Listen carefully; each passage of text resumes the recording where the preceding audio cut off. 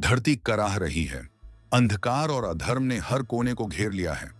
कहते हैं जब पाप अपने चरम पर पहुंचता है तब भगवान स्वयं धरती पर उतरते हैं। स्वागत है आपका हमारे चैनल पर। आज हम जानेंगे कलयुग का अंत और कल की अवतार का रहस्य।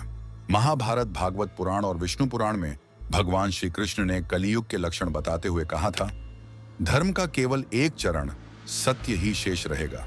दया, तप और दान धीरे धीरे विलुप्त हो जाएंगे। माता पिता की सेवा और गुरुओं का सम्मान समाप्त हो जाएगा। रिश्वत, झूठ, अधर्म और कपट जीवन की रीति बन जाएगी। राजा, नेता, शासक केवल अपने स्वार्थ और धन संपत्ति के लिए प्रजा पर अत्याचार करेंगे। स्त्रियां केवल भोग की वस्तु समझी जाएंगी और विवाह पवित्र संस्था न रहकर केवल लेन देन या स्वार्थ का साधन होगा। धरती पर अनावृष्टि, बारिश का अभाव, महामारी, अकाल और भयंकर युद्ध बार बार होंगे। शास्त्रों के अनुसार कलयुग का अंतिम समय, जिसे प्रलय का पूर्वार्ध भी कहा जाता है, बहुत ही भयावह होगा। एक, प्राकृतिक आपदाएं, समुद्र अपनी सीमाएं तोड़ देगा। भूकंप, ज्वालामुखी, अनावृष्टि और अतिवृष्टि मानव जाति का विनाश करने लगेंगी। दो, युद्ध और विनाश, छोटे छोटे राज्यों, आज के देशों के शासक आपस में लड़ते रहेंगे। परमाणु जैसे अस्त्र शस्त्र का उपयोग होगा। तीन, जनसंख्या का ह्रास, महामारी, अकाल और युद्धों के कारण मानव जीवन असहनीय और अल्पायु हो जाएगा। चार, मानव के गुणों का पतन, पुत्र पिता का शत्रु होगा, भाई भाई का वध करेगा, सत्य बोलने वाले का मजाक उड़ाया जाएगा। कल की पुराना और विष्णु पुराण में वर्णन है कि जब कलयुग अपने चरम पर होगा तब भगवान विष्णु कल की अवतार लेकर प्रकट होंगे।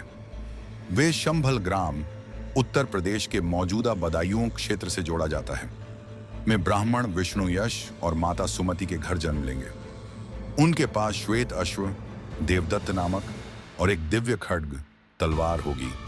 वे समस्त अधर्मियों, पापियों, भ्रष्ट शासकों और कलयुग के दैत्य रूपी मनुष्यों का संहार करेंगे। उनके द्वारा ही नए सत्य युग का आरंभ होगा। कल की पुराना कहता है कि कल की भगवान का कार्य केवल दुष्टों का विनाश करना ही नहीं होगा, बल्कि शेष बचे धर्मनिष्ठ लोगों को बचाकर उन्हें सत्य युग में ले जाना। पुनः सत्य, दया, करुणा और धर्म की स्थापना करना। ब्राह्मणों में वेद पुराणों का ज्ञान जागृत करना।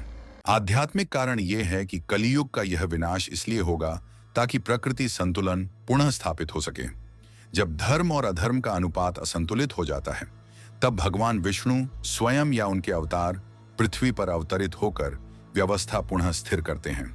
यह एक चक्र है, सतयुग, त्रेतायुग, द्वापर, कलियुग, पुनः सतयुग। संक्षेप में कहा जाए तो श्री कृष्ण ने पहले ही संकेत दिया था कि कलयुग का अंत अत्यंत भयानक होगा, लेकिन अंत में कल की अवतार के माध्यम से अधर्म का नाश और धर्म की पुनः स्थापना होगी। जो श्वेत अश्व है वह अप्रदूषित ज्ञान का प्रतीक है और जो भगवान कल की हैं वे शुद्ध चेतना के स्वरूप हैं। वे आपके हृदय में अवतरित होते हैं।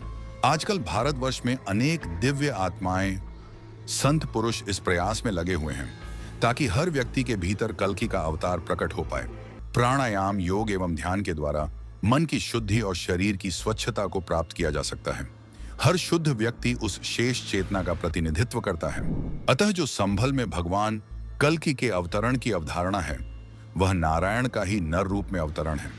इसलिए हम यह अभिलाषा करते हैं कि अधिक से अधिक व्यक्ति उस चेतना का ध्यान करके समाज निर्माण में भागीदार बने और कल्कि की अवधारणा सत्य सिद्ध हो। ऐसे ही वीडियोस को देखने के लिए हमारा चैनल लाइक, सब्सक्राइब और शेयर कीजिए।